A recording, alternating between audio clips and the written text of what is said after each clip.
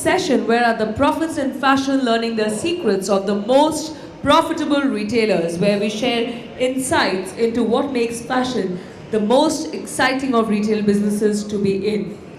Where are the prophets in fashion? What's the secret?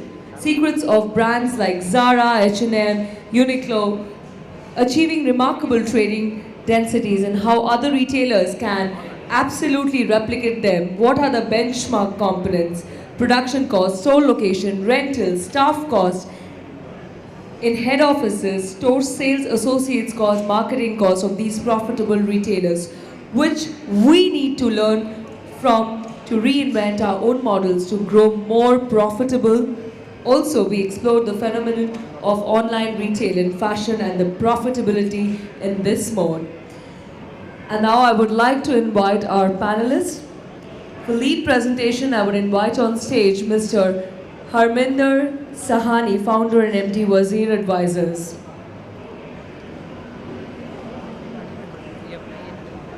Moderator for the session, Mr. Manoj Nakra, Chief Strategy Officer, April Group UAE.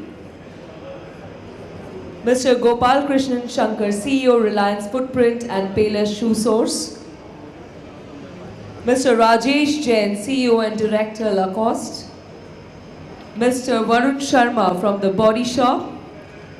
Mr. Sumit Dhingra, Country Business Director, Bridge to Luxury Brands, Arvind Lifestyle Brands, Kant and Nautica. Mr. Sandeep Chuk, Commercial Director, Benetton.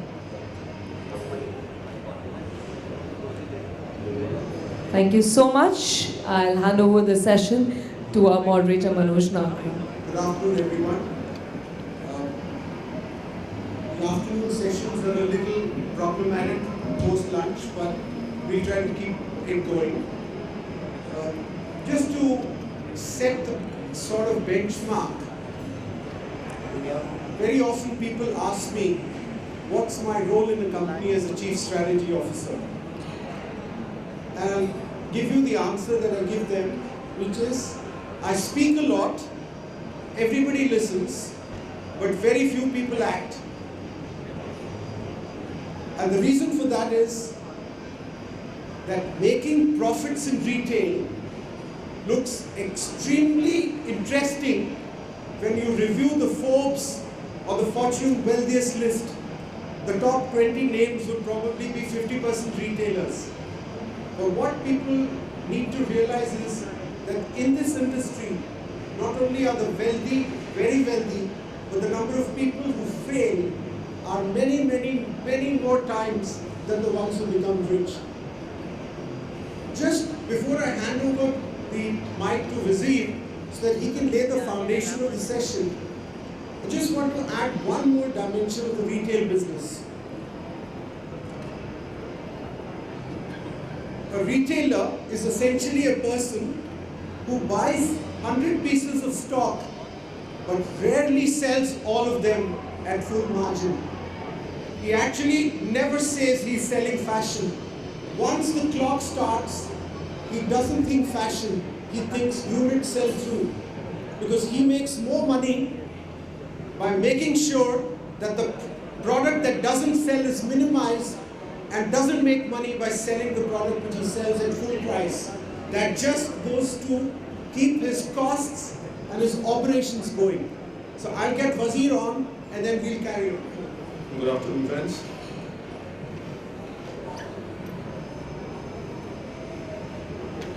So 10 minutes to talk about something which I think somebody should be willing to pay me 10 million or whatever.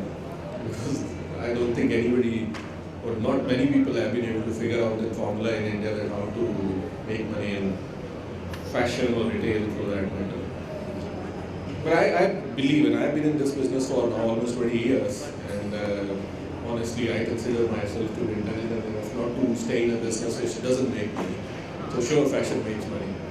And if you asking this question, I believe not only there's money, there's lots of money in this, right? And everybody knows Zara's story, how they do it and how they've done it, but just imagine becoming the third richest person in the world, or fourth richest person in the world, just selling fashion. And then this question coming up, is there money in fashion? And if there is, where is it? There is a lot of money. When you look at some of the supply chain people like Lee and Fung, one of the richest people in Hong Kong, basically what they do is fashion. Sourcing for others, maybe a bit of retailing, then lots of money. And I have this whole book in my head that I want to write about the richest people anywhere in the world.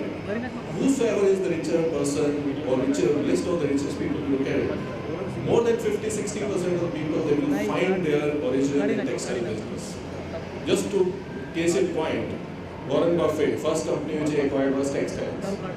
He didn't make much money from it, right? But that's where he started. Why did he go there? There must be some reason for that. Bill Gates, richest man. His father was one of the importers of textile and fashion into the US, one of his businesses, where he made money, and the father was so rich that Bill Gates could drop out of college and go after writing whatever he has written, which we all end up using. Online in India, we all believe they are the smartest and the best, and they are the ones who are going to change the world, and everything will be coming out of screens, mobile screens more and more. So why are they going after fashion if there is no money? There must be some reason which is driving all of these people towards that, and there must be a reason why almost all the rich people, they have come out of this sector. Textile was fashion. You must read textile as fashion because that's what it was earlier.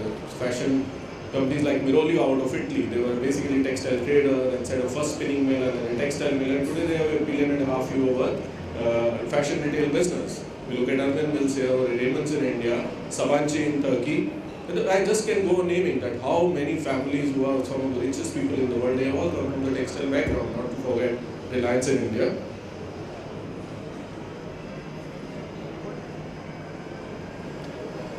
So given the shortage of time, I just picked up these 4 companies which you are all very, very familiar with, and some of the keywords which either are used by these companies themselves or are used by most of the industry people or the observers or analysts for them. Just see what are the, but simple, what Zara stands for, fast fashion. Uniqlo, clothing with innovation and real value.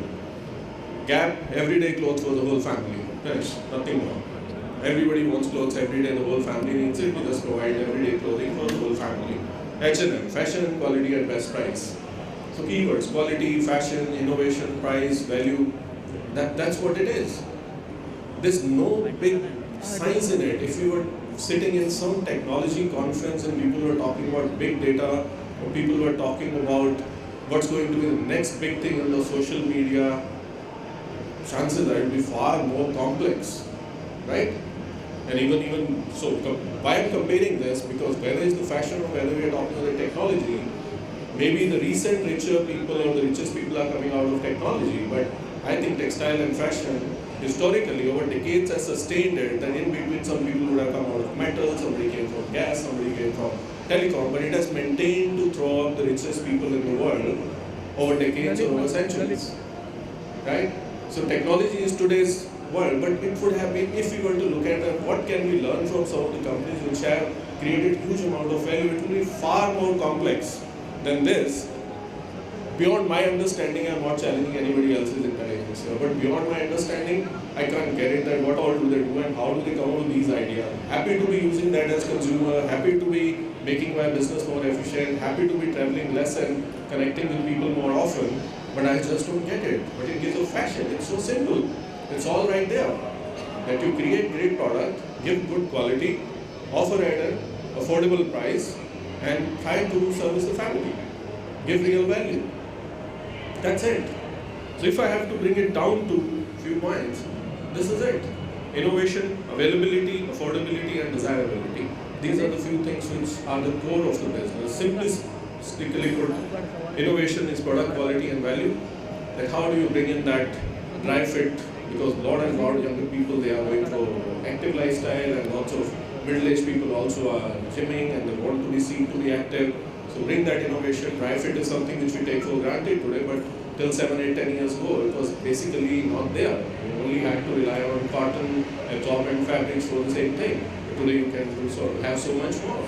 Somebody did that, bring that innovation, and there are companies who have made billions out of that innovation. Quality. People should be blindly be able to buy. If your label is there, they should be confidently be able to pick it up and say that this will deliver. Right? Value. It's not that I want to buy something and I need to pay it through my nose and I can't buy it again or I can't even buy it. Or not too many of us can buy that. No, it has to be offered at a price where I can really buy it and buy it more often. Availability, distribution. Just look at the number of stores, right? Everybody talks about Zara being a success story, fast fashion, they do it so quickly, every week new designs and whatnot. There's so many things which are true, so many things which are myths as well. But eventually these people end up having 6,000-7,000 stores, right? That's no joke. We're all sitting in this room, we know that how much it takes to open even a 10, 15, 20 stores. Working with one of the private equity funds, we were looking at one of the best companies in India, and the new CEO claimed that they have failed to open 100 stores last year because the project team just simply couldn't deliver. And at a base of 6,000, if Zara as a company continues to add another 600, 700 every year, there is a lot of real work happening there. That's why they make it available, that's where the product sells. Affordability. It's a clear example of that. How can you make, what was the mission with which Mr. Ortega started Zara? He said that everybody in Spain should be able to afford my clothing. Today in India, I don't think just because of the huge diversity we have or the income differentials which exist in our country, I don't hear anybody talking about that kind of a mission in this country. Nobody's trying to grow every Indian and still we want to be multi-billion businesses. Not going to happen. Not going to happen. So it has to be affordable to consumers who are out there. You need to be available. And desirability. How do you create that desirability? Few brands in India have managed to do that. And yes, they make some premium.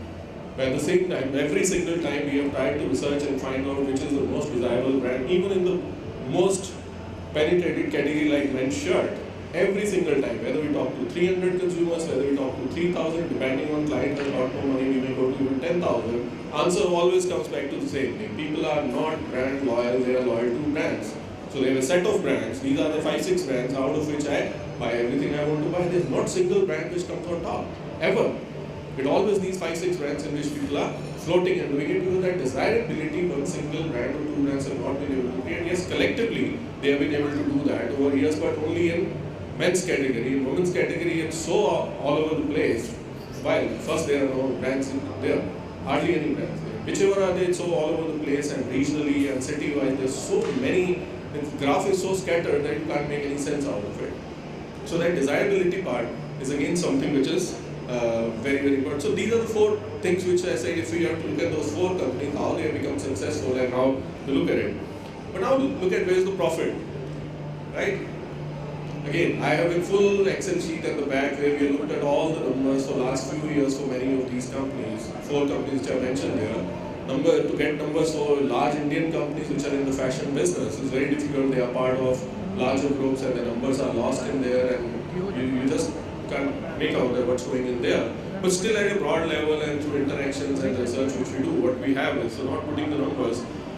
So 4 places: product development, branding, distribution, discounts. Talking about the same 4 things which we talked earlier, and then the dead stock and the overheads. These are the 6 places where the money goes.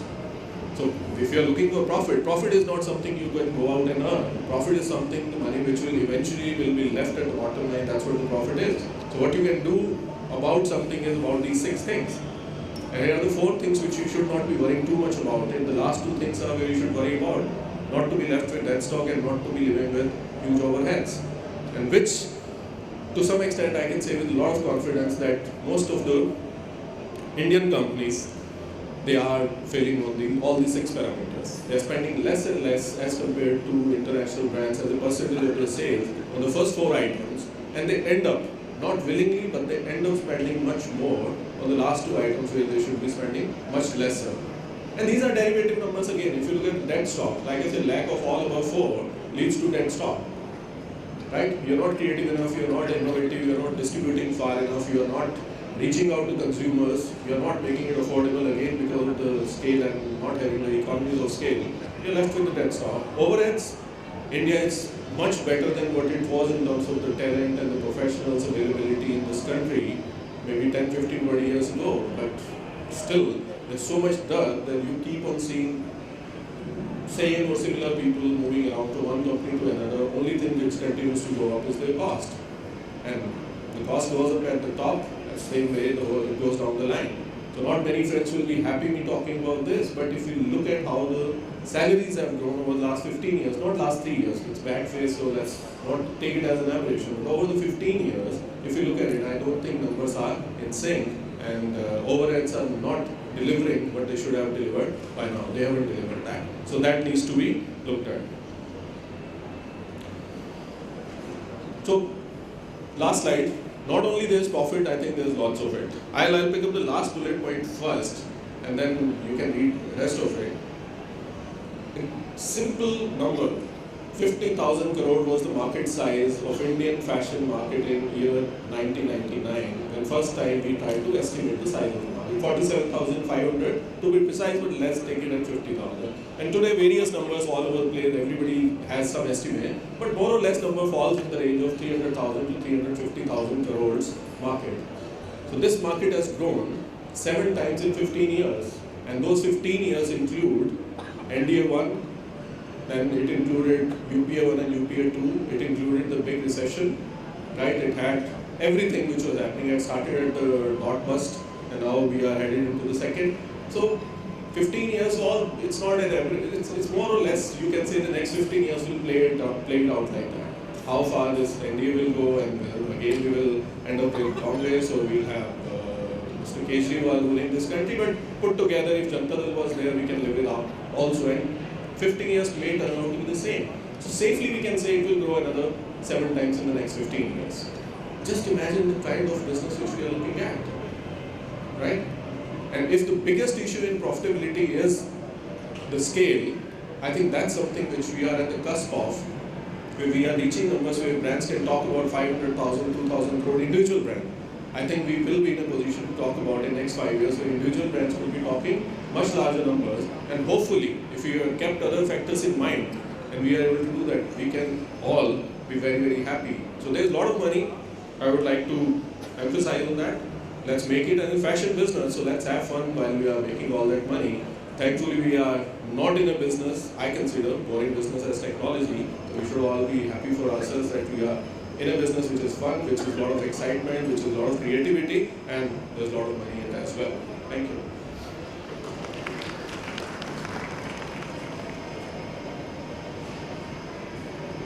Thank you, Harvinder. I'll just put certain benchmarks, taking away from Wazir.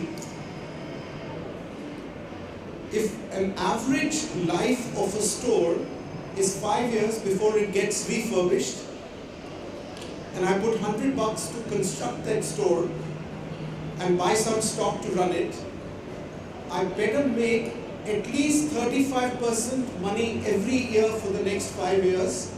Otherwise, I'll never have money to refurbish the store and pay the investors.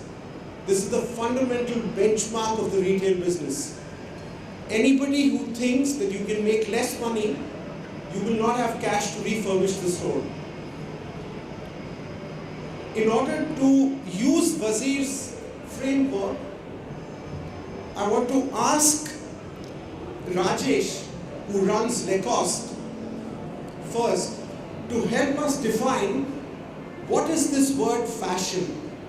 There's fashion, and there's fashion. So what is it?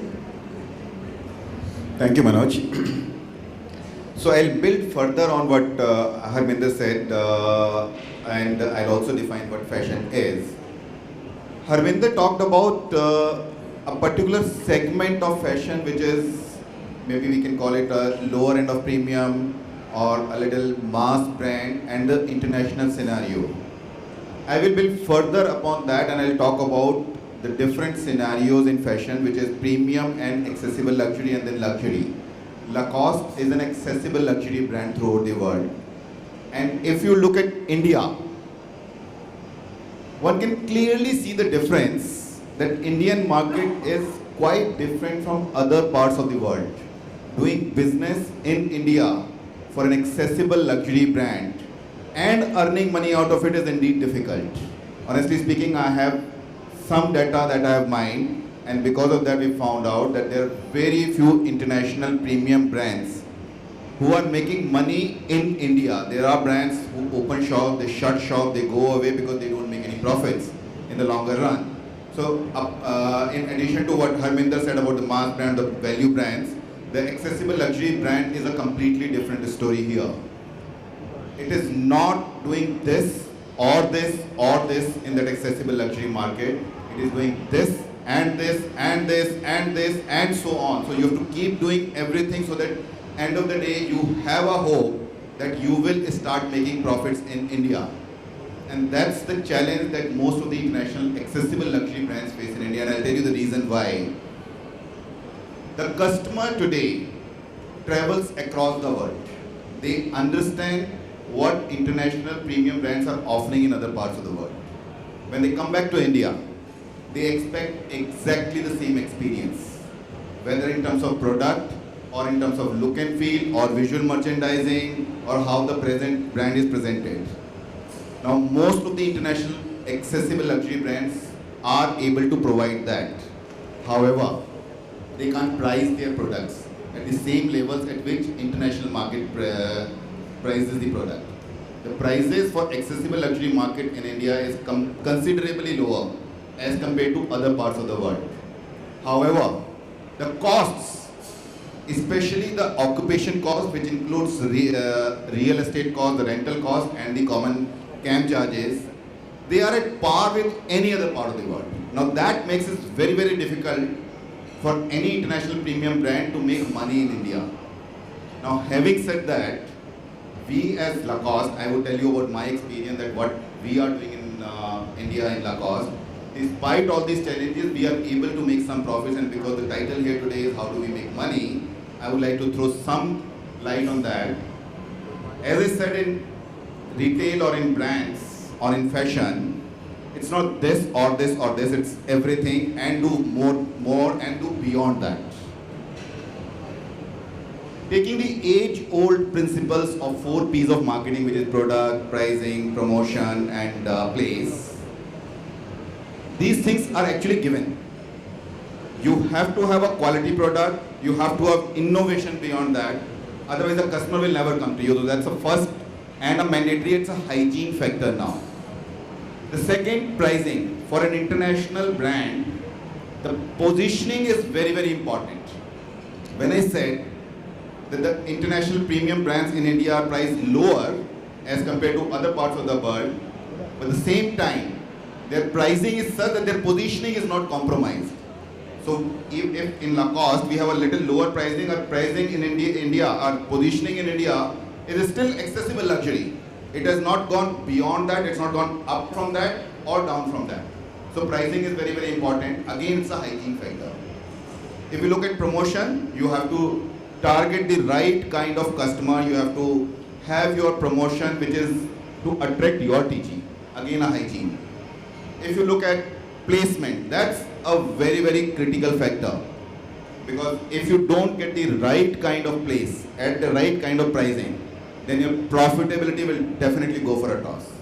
But all these 4 factors, at least for us, are hygiene factors. How we make money in India, I would like to add one more P to these 4 P's, which is people. People, when I say, it's A, the committed team that we have, and second, the customers that we have. For a brand like us, having loyal customer base is extremely important. That loyal customer base should keep on coming back to you because of all the other 4 P's that you have. And that is when you can have the right kind of sales.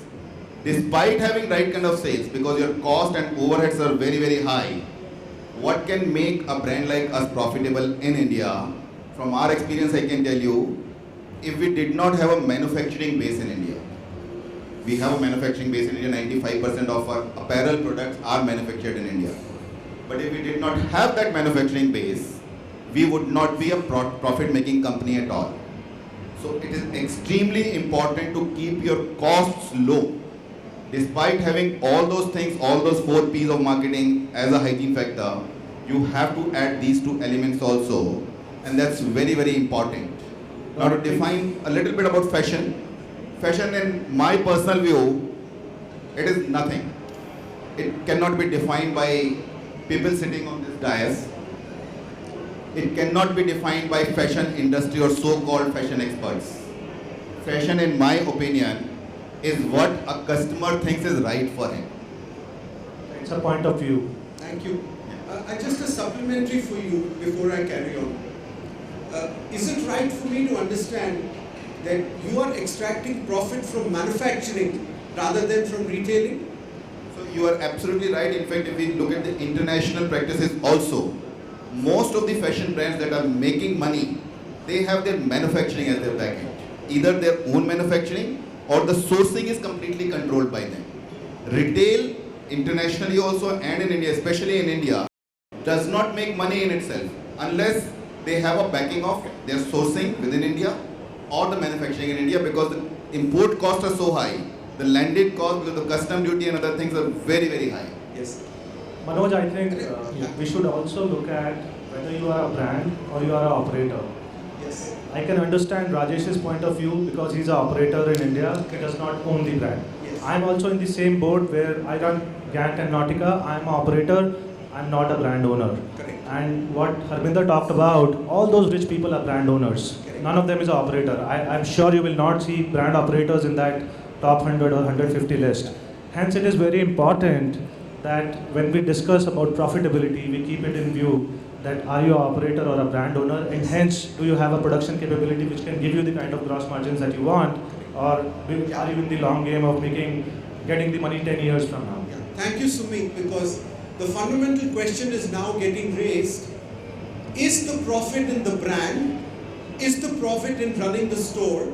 Is the profit in design? Is the profit in manufacturing? And we have a strong panel to be able to discuss all these issues. And I'm coming to you, Sandeep, now. Sandeep represents Benetton, which is considered a success story, but the brand has been completely reinvented by them. As the brand went down in Italy and rest of the world, these guys reinvented. And reinvented through 5 or 6 things, all the things that Wazir spoke about, and the point which was raised by Rajesh about manufacturing.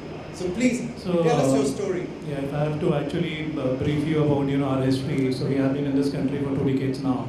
And so every element of value chain plays a very important. So whether it is sourcing, whether it is a brand DNA, whether it is the channel, the how you present, how you manage your buying, how you manage your discounting, how you manage your EOSs, how do you define your profitability, how do you monitor franchisees' profitability on a regular basis. It's not only that I have a franchisee base and I leave, the brand leaves the profitability to them. It is participating with the partners, understanding how their profitability is behaving across different seasons.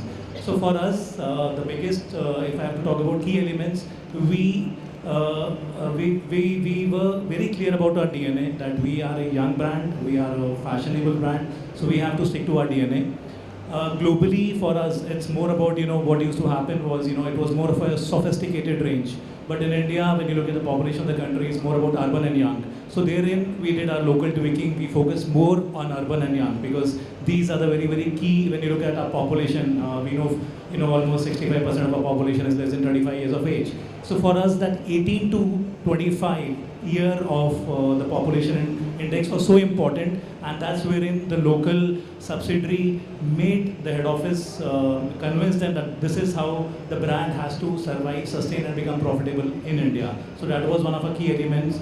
Then when we looked at designing, so designing is something wherein initially we were dependent on our head office. Okay, this is something which is going to come from our head office, but now my creative director is sitting in New York. She was in London last week, and she is traveling extensively for SS16, which is still 2 seasons down the line. So that is the kind of intensity with this brand works, that we are trying to see what are the latest emerging trends, so that when we go for next season buying, we are very, very clear that okay, this is what is going to be the latest trend, and this is how the brand has to sell in our country. And we then keep on engaging with our partners who have been working with us for almost so we are continuing with the partners with whom we had business started around 20 years back. Then having the right channel strategy. India is a very dynamic market, very diversified market. You just cannot, if a brand has to grow big and if it has to scale up, it has to have presence across all the channels. It has to be a right presence. So you have to have EBOs, your exclusive Benetton or exclusive stores. You have to have a presence in distribution channel. You have to be there on e-com. You have to be there in, maybe all the possible channels, so that you get the right reach, penetration and scale in the country. Then the business model. So for us, the business model, the way we have defined is that our partners, they work like entrepreneurs. They don't work like, just partners. So we make that method very easy that, okay, this is the best margin we are defining for you. This margin takes care of everything. So once you have this margin with Benetton, you need not look at anything else. Just focus on numbers. So the company would focus on driving numbers. You at your stores focus on numbers. Then besides that, we have a strong backup support, which is in the form of training, which is in the form of IT tools, which is all the best possible backup support which we can provide to partners regularly on a daily basis, on an hourly basis. We have information flowing in from them. So it's all these steps across the entire value chain, wherein as an organization you have to focus if you really want to achieve the profitability aspect. That's what I think. Yeah. Just to contrast Rajesh and Sandeep's model, accessible luxury was marginally tweaked by Rajesh to cater to the Indian consumer. The brand Benetton was completely tweaked by the subsidiary in India. The DNA of the brand remained the same, but its positioning, its methodology of distribution, its ability to reach the consumer, completely revamped. Rather, the little that I know about the brand, the entire design element is now domestic. So they have actually taken the brand, taken its essence and recreated it bottom up, as opposed to Rajesh, who also has done the same thing, but his design DNA cannot change very far. So coming to you, Sumit, because Sumit represents Gant and Nautica, operators. They have to take a global brand, reposition it in our market with very limited capacity to influence price.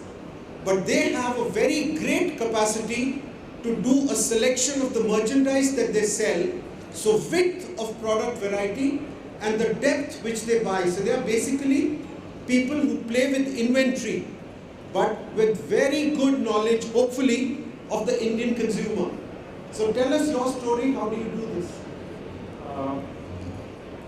See, we are operators and we do not own the brand.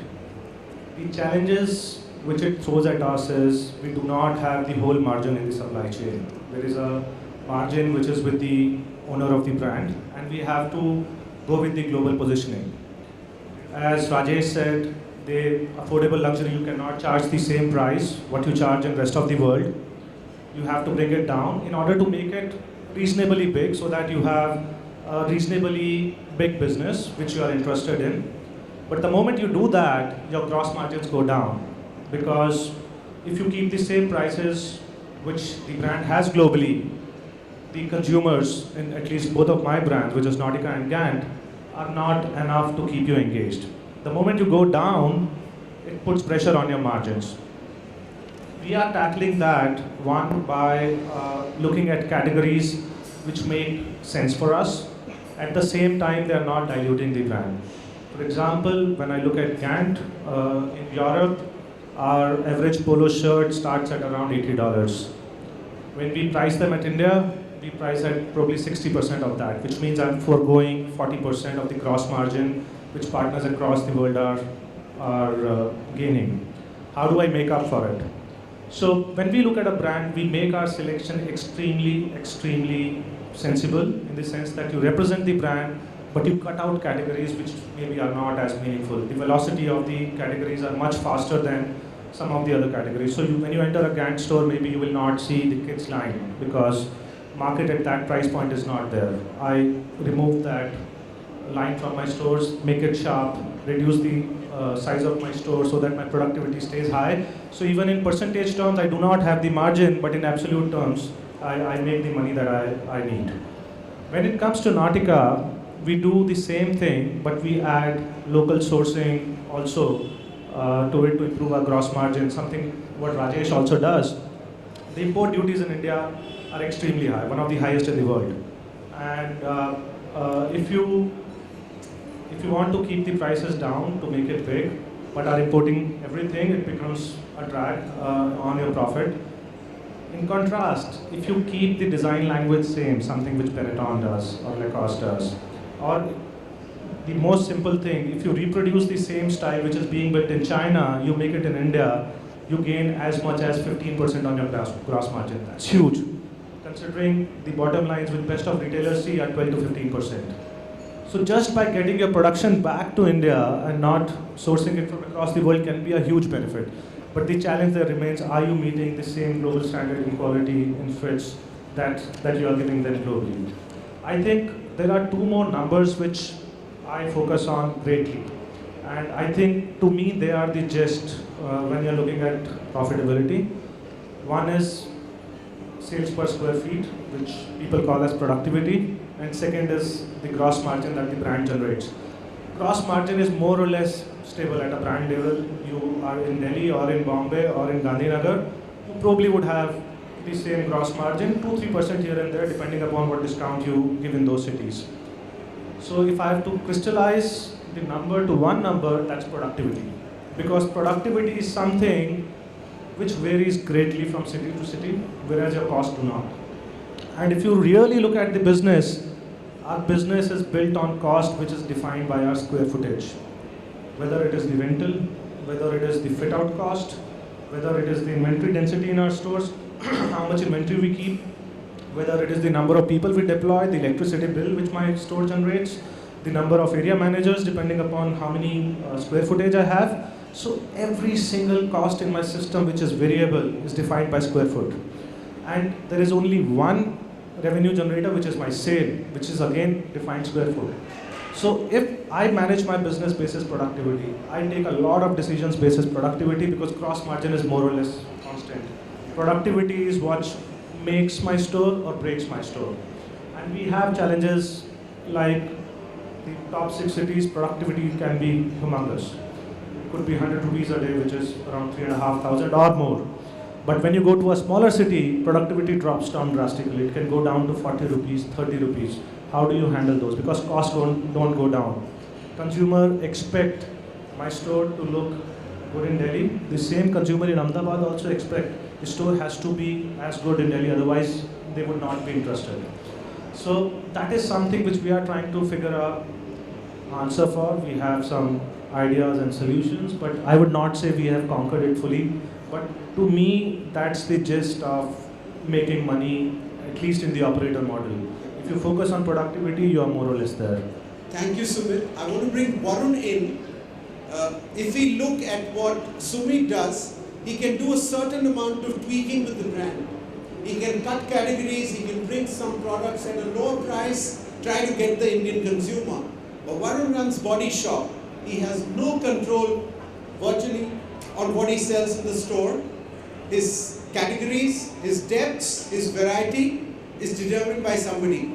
And he's got to figure out, does the Indian consumer give him the productivity which a brand translated 100% works? So Varun, can you please share your thoughts? Yeah, so I think there are a couple of points which I want to make. Some of my colleagues, they've already made it. So one is my friend from Nautica. He said whether you are a brand owner or a brand operator. So we generally work as a brand owner, to be very frank. Brand owner.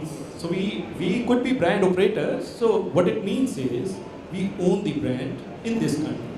So the brand will run as we want in this country because it is majorly for these consumers, Indian consumers.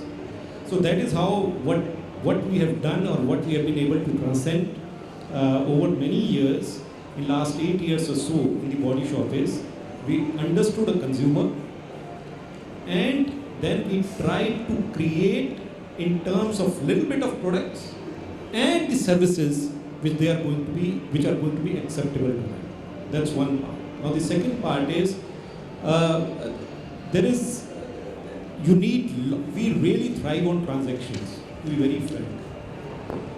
The difference between being very successful and not so successful as we say is whether the brand acceptability in tier 2, tier 3 cities compared to tier 1 cities is there or not. Because India does not have a lot of penetration in terms of sale or retail sale output which comes from single city or 2 cities. And India is a big country. There are 20 countries in one country. Geographically so big, very difficult to reach. So what we do is, we try to see that the tier 2 and tier 3 consumers which in fact for us buys much more than our tier 1 consumer. The average transaction value is higher. The only difference what we have seen over past many years is that this consumer, they are much lesser in number in tier 2, tier 3 cities, and they're more in number in tier 1. So I'll also take you from Rajesh as he talked about a loyal consumer, because you obviously need loyal consumers. See, loyal consumers, they're obviously created with 7-8 years, and Lacoste has been able to create it, and we also have been able to create it. Around 50-60% of our consumers are loyal consumers. But then you need new consumers. You need to induce new consumers to your brand.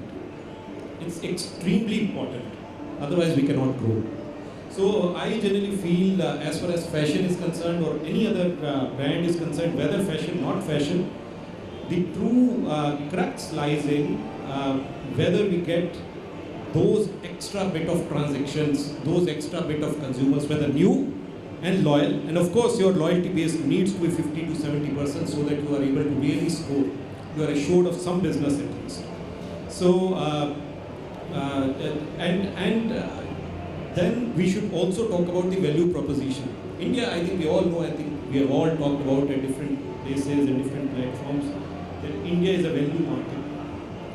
Actually, India is a value market when someone listens to this. Majorly, the people who are sitting outside, they feel India can only sell lower price products. That's not the case. Generally, the point is that Indian is extremely intelligent and calculative. That's true, we all know this, right? An Indian consumer is extremely intelligent and calculative. That is why perhaps we are seeing certain repercussions in offline because of online, because he has already started going to online. It is too early for online to make a dent in offline. We just started offline. I mean, so retail is only 10, 15, 20 years back. As far as organized retail is concerned, then the online has come and there are certain repercussions. So, but generally in terms of value proposition in our brand, it's not only about product and a price. I think it's also this, that most of our consumers, they do understand that these products, they come through community fair trade programs, and they have to give extra bit so that it goes into farmers and they're able to grow it again. And we give 100% vegetarian products. We give all of those type of products which actually become sort of a value proposition. So value proposition is not only about value, it is what you are giving at that particular value, very relative. I just want to take off and then come back to you, Gopal, for a minute. There's a little bit of a disagreement I have with what Varun said. Unfortunately, we have only men on this panel. If you talk to a lady customer about fashion, the rational process of buying probably gets a much more equitable balance. I'll give you an example. I run a brand called BB. My average transaction value is upwards of 50,000. It takes me 3 days to sell to a consumer. I don't sell the product. I sell a fashion sensibility. So there's a big difference between selling a product for fair trade, which is branded slightly premium over FMCG, versus a fashion, high fashion. But I'll come back to it. Gopal is a very, very interesting case. Large format, footwear retailer, buys from a lot of suppliers, and he can only make money by what Sumit said, increasing productivity. So my question to him is, tell us what is the importance of human resources where the customer touches the brand, the product and the store, and how does he go about increasing the productivity of the store? Before I come to that specific question, firstly, I run Reliance Footprint. We've got in excess of 200 stores, and it's something which we created ourselves, something which we own. The space that we are in is something like a mid to premium market. It's not accessible luxury or super premium, nor is it value. One point which is reassuring and makes you happy to be in this audience is the fact that everyone is suffering equally to make any amount of money at all. Having said that, yes, I mean retail is very, very difficult, particularly in India. Some points came out brilliantly. Some of them don't even have the option of tweaking their positioning, while costs are as expensive as anywhere else in the world. I think Sumit made a good point that most costs are fixed, except probably occupancy. That does. It's also as per square foot. Yeah, it's reckoned on square foot, but it varies from one city to the other. There are certainly a variety of, the range is quite high, moving from tier 3 to tier 1. But surely tier 1 gives better productivity as well. And there's absolutely no doubt that this game is all about getting the right kind of productivity, or till you get that stage, you really don't make money. In fact, in my case, it's probably a little more hard because we don't have any manufacturing. We are a pure retailer. I mean, most manufacturing setups, in themselves would probably make 10 to 12% margin, plus a figure of 35 that you generously give everyone at the beginning of your address. So if you add these two, you probably have a reasonably sensible model. But for somebody who doesn't have manufacturing, I mean, life is a much tighter squeeze. That's why, I think after a few years, all of us become cost specialists, rather than, big proponents of taking advantage of the upsides of sales. I mean, we still don't know if there is something like that existing, but surely it must be slightly more available, at least than profit. But because of the strange situation in India, where costs are like everywhere else, but productivity isn't there like every other country. That's for sure. I mean, our productivities don't compare to any other part of the world. It's not a surprise. I mean, because our per capita income is only $1,500. I mean, you get brands from America and Europe, whose per capita incomes are vastly different. And you have similar kind of cost structures, add to that some of these guys have to pay out royalties as well. And the real estate market in India, always runs about 10 kilometers ahead of the rest of the population. I want you to focus on the HR piece. I mean, I wish I could. I mean, it's not insignificant. To bring again a cost perspective to the whole thing, typically store staffing cost is anywhere from about 5 to 7% of the sales that you get. This again, since the productivities vary, this percentage could go higher if you have lower productivity, and can be lower if you have higher productivities. So in some sense, if you leave out occupancy, this is probably the second biggest cost that you have on mind, that you have on hand. And whether you like it or not, I mean, the truth in life is that any reckoning or recognition of sale is what happens on your floor.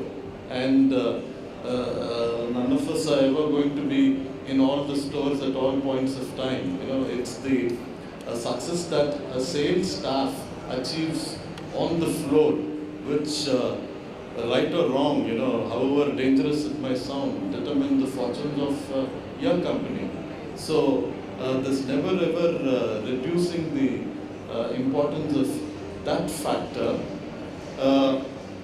How we achieve, we still don't achieve what we want. I mean, this goes without saying, otherwise we wouldn't probably have had a topic at all like this, when it's been achieved. No one ever talks about it. So I think it's giving the right kind of training, again, the right kind of staffing norms, even as you famously said, even that's down to productivity, You have to define what is it that you can afford for a particular square feet, yeah? If you have a norm of 250 or 300 square feet per person and you're grossly exceeding it, even if you have higher productivities, you're still not able to make money. One other thing in my case which is slightly different from the rest of the people is we are a multi-brand store. So we also try to get some staff from the brands themselves, who apart from the fact are actually trained on the product, also helps us subsist some of our costs. Before I get Wazir in, I just want to share something with you on the HR piece. Manoj, can I add something here for the HR Yeah, piece? sure. Because it's extremely important. So for me, for us, I think after the cost of goods and the retail occupation cost, the most important or the third largest cost element is human resource for any company, for a retail company. Am I right there? Now, having said that, in my view, that's not a cost. That's actually building up an asset, because if your human resources, that asset is not working fine, no brand can ever be successful, no brand can ever make profits. So from that perspective, I would say that human resources is not a cost. Yes. It's actually an asset that you're creating. They are the real brand ambassadors. They are the committed people who actually make or mar a brand. Yes. Thank you very much, Rajesh, because I was going to focus on this. It's very clear, whatever business you do in retail, your gross margins, which is sales to cost of goods sold, isn't going to vary very much. Your occupancy costs are determined by the market. There are enough people wanting space, is going to get fixed. But the company which focuses on staff productivity once the store is put up is the company which is going to be profitable in the fashion business or any other retail business. And I'm going to share a rule with you. And it's well researched, well documented, well executed in many parts of the world. You give your salesperson a goal, he operates at 60% of the capacity. You give a person a goal and a way of selling, his capacity becomes 80% of his realizable goal. You give him a tool to measure and give him feedback and recognition, the productivity goes to 100. And you give them incentives, the productivity is 120. Next time you go to a retail store, talk to the staff when they are serving you and ask them, how does the company take care of you? And you will know whether you are talking to a retailer who's focused on profits or a retailer who's focused on a P&L account as a means of driving profit. There's a very, very interesting phenomenon, and I'm going to ask Wazir to comment on it. A lot of retailers believe that profit is made in the P&L account. I'm sorry, P&L account is an outcome of what you do in the balance sheet. And in the balance sheet, you allocate resources to the correct pieces of the P&L account. So if you start from this side, Rajesh focuses on manufacturing distribution. Gopal focuses on cost control.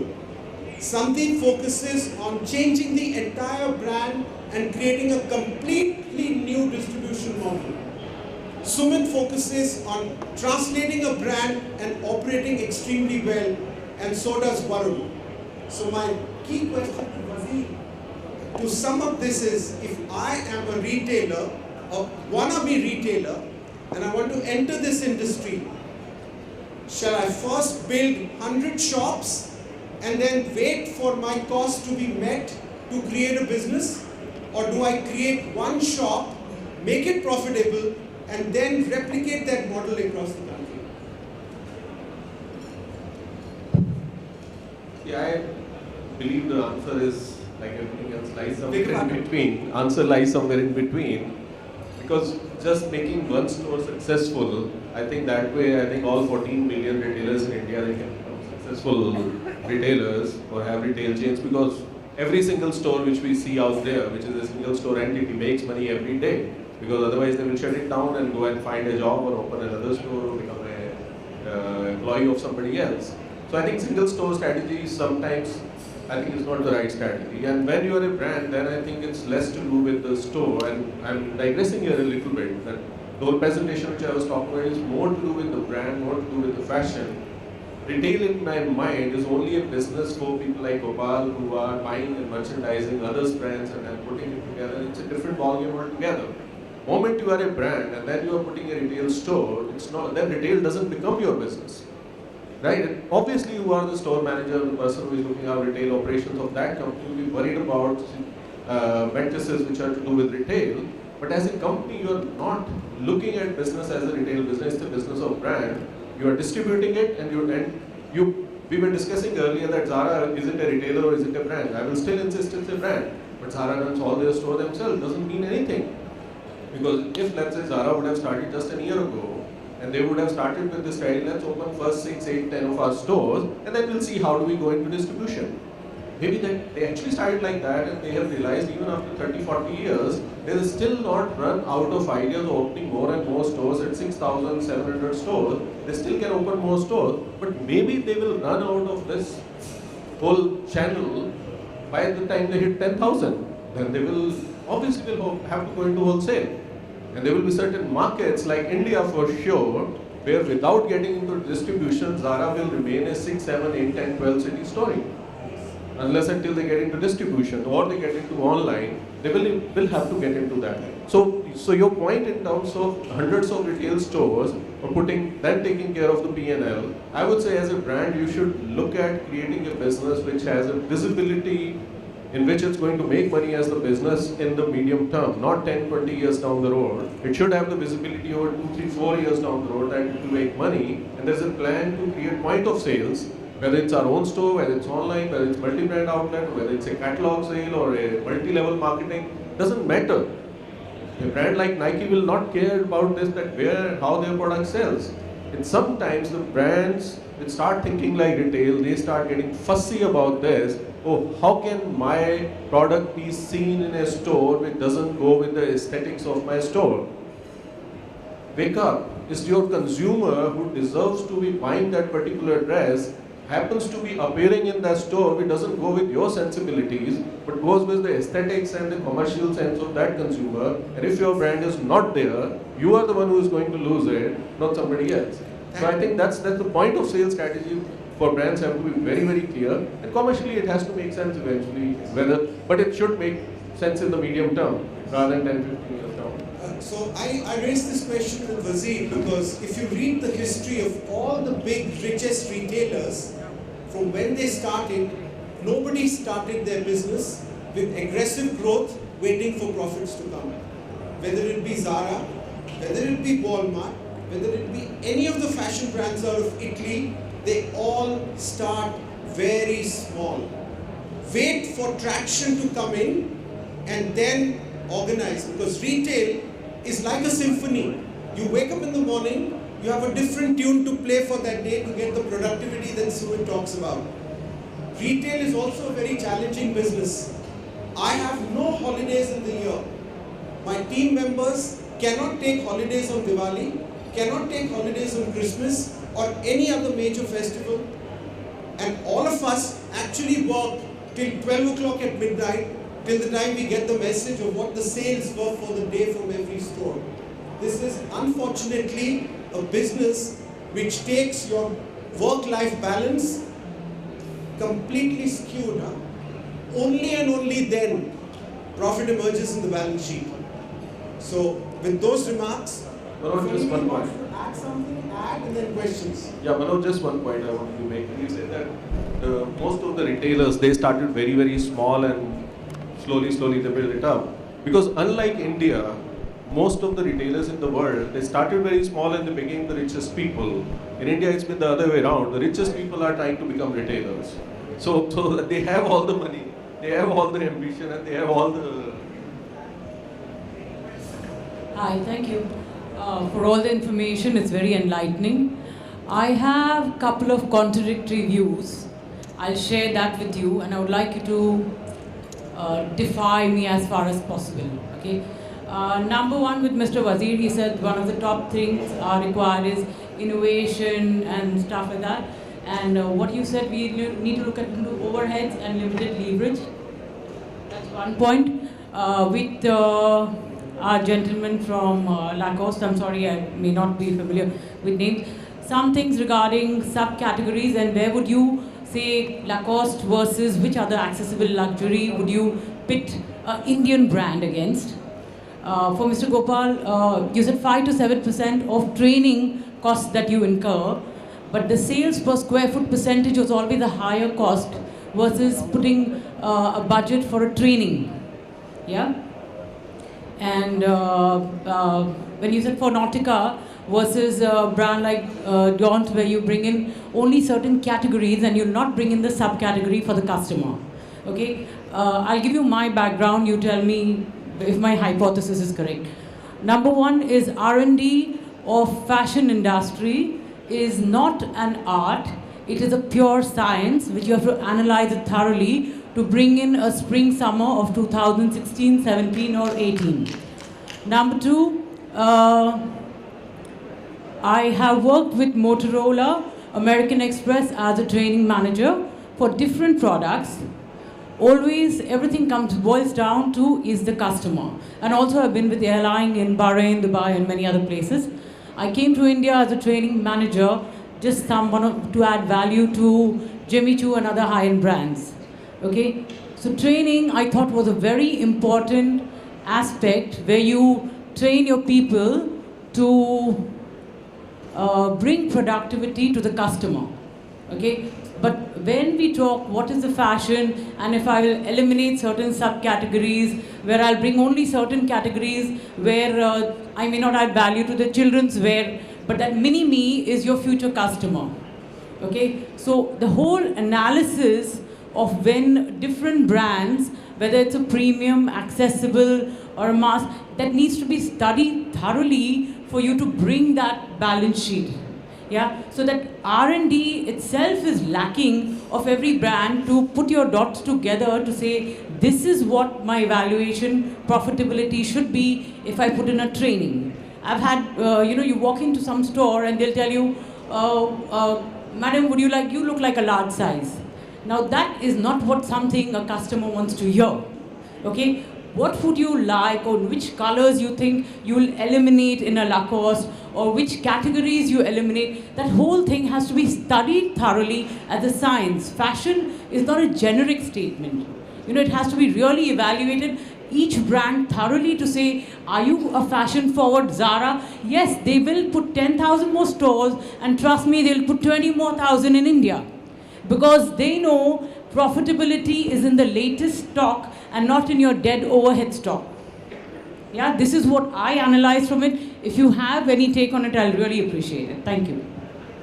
Okay, so first of all, I'll take your question about whether fashion or retail is science or art. You are pretty convinced that it's a science. But first of all, let me tell you, we don't have to defy you. You said that we try to defy you. Why should we defy you? If there are certain things that you said are right, they are right. We don't want to defy you, but at the same time when you say that I was putting in comparison to from Mr. Chooks in where he said the value category, where the brand is thoroughly studied, from each step onwards, they have a thorough study why they got it, which is excellent. But there are certain eliminations we like to do in India. We don't provide a full value to the customer. I'll give you an example. When we got in Gucci and Jimmy Choo, they said, oh, there's a lot of bling in India, we'll not bring in these styles. Oh, the customer buys this in London, we'll not bring it in India.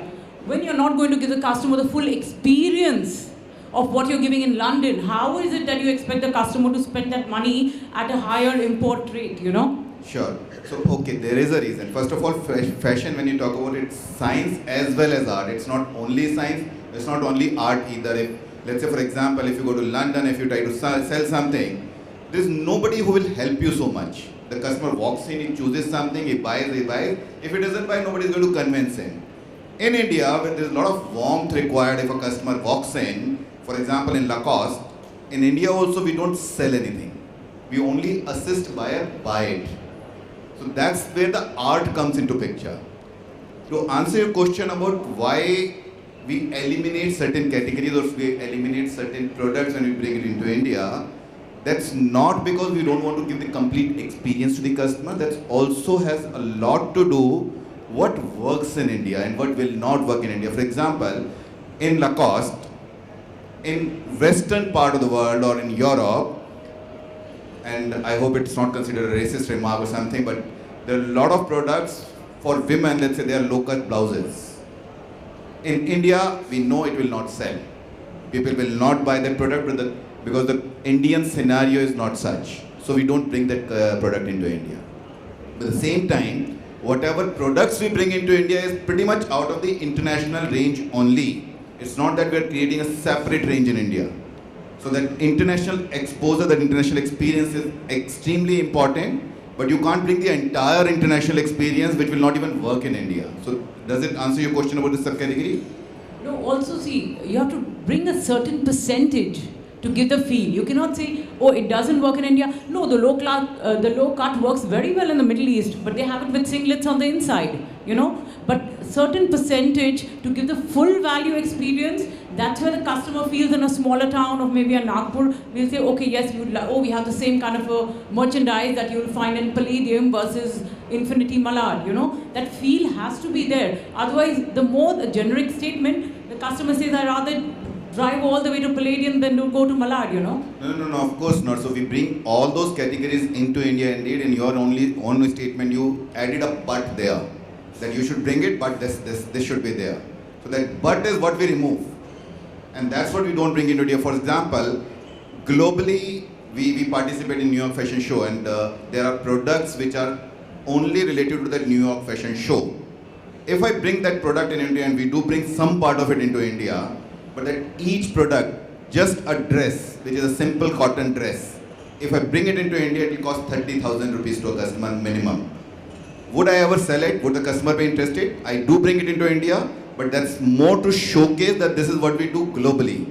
The intention is not to sell it to the customer, but to showcase it. If some customer is interested, it's good, but it's very unlikely that a customer would buy a 30,000 rupees dress from an accessible luxury brand. They can go and buy it from a luxury brand for sure, but not from an accessible luxury brand. So we have to make a balance somewhere.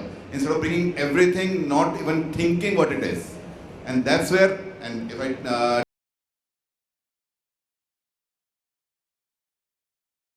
they also become profitable after some time, and they don't start throwing themselves on the customer. So if I bring everything that I'm throwing myself on the customer, I have to bring what customer wants, not what I want.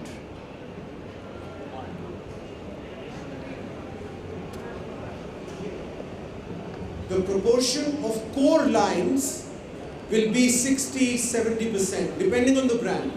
So every brand will go through 3 seasons to understand what the Indian consumer wants. So it's a lot of trial and error, it's not either or. There could be some brands which are not experimental, who are controlled by CFOs, and there are certain brands which are controlled by buyers who are fashion driven, fashion sensitive, they experiment a lot more.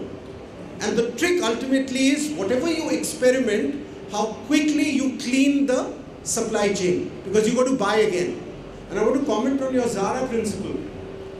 Zara, everywhere in the world, has a very limited end of season sale. Guess what is the duration of their end of season sale in India? That tells you what is the challenge for even Zara. And also, just one point, the comment on HR is spot on. I think we all believe that ourselves. To add, the scale also helps. For example, if you have a penetration and reach across the country, then you can, for top 30 stores, for example, what we do, we have top 30 stores depicting almost everything. Maybe at times when they come from head office, they say, okay, my God, you have done this in India. This is completely unbelievable for us. So that is, scale, penetration, and also I agree with you, a major chunk of consumer is evolving because they travel with the economy growing, with people understanding the local, international fashion. So you see a lot of consumer evolution happening. So when you have a big scale, so for example, when a brand like Benetton, it has 400 EBOs. So top 30 stores, we experiment, we innovate, we have maybe something which, maybe our head office actually gets zapped. So that is a kind of, that's another input that how you can implement this. I'll address this to Wazir and the rest of the panelists. Rent is obviously one of the largest elements of cost which affects profitability. Now you have an example of a Zomato, which is sending more traffic and footfalls to stores and restaurants in residential areas where the rent is probably a tenth of the rent in malls. Is therefore rent a function of an information gap? Is rent a cost of the information gap? People don't know where they have to go, therefore they go to malls where the rents are 10 times more? Rent is most definitely something where we are dealing with another industry altogether, which is the real estate. And if you look at the economics of the real estate industry, today if you sit with any developer, unless until they have some real love for retail, chances are the creating a mall falls as the least priority. They can create an apartment complex, office complex, a hospital or a hotel and make much more money than trying to, or even sell plots and make money, then create a mall and go through this whole tedious process. But their expectation of return are what they are.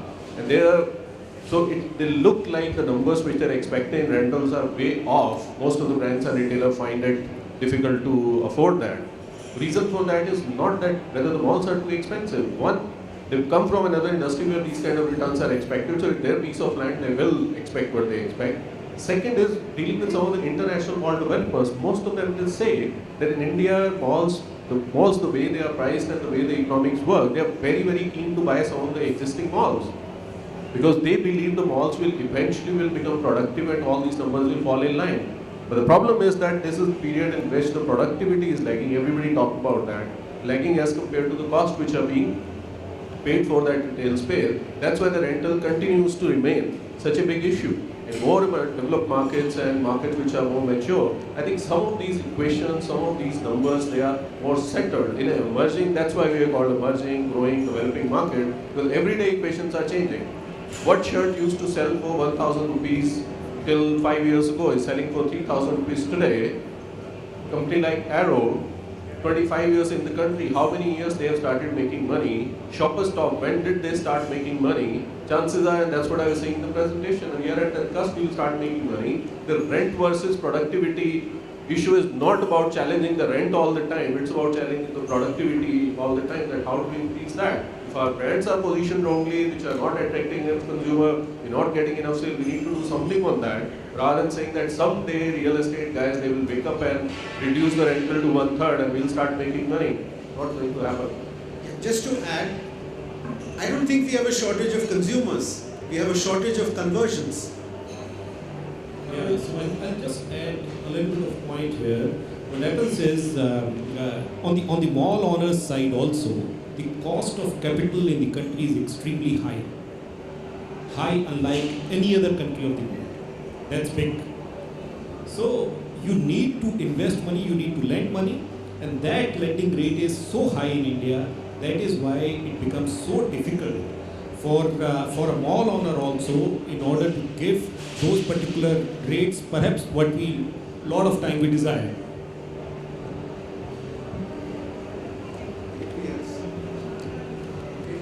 Any more questions? Thank you very much, everybody, for listening to us. Any questions, anytime. I thank the panel for sharing their knowledge with all of us. Very grateful. Would like to thank the panel.